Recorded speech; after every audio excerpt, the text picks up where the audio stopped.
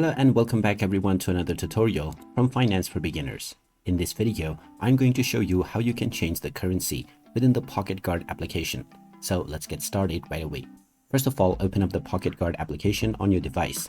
And once you open it up, you will be taken into the expenses window. From here, just click on settings at the bottom right corner. And now within the settings page, you will see the currency at the very top.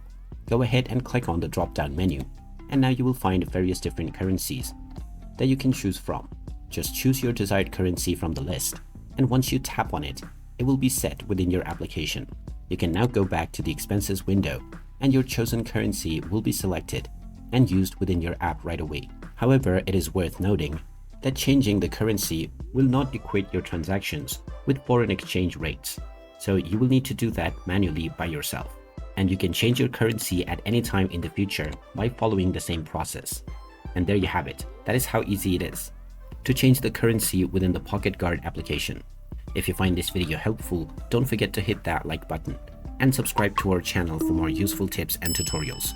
Thanks for watching, and I'll see you again in the next one.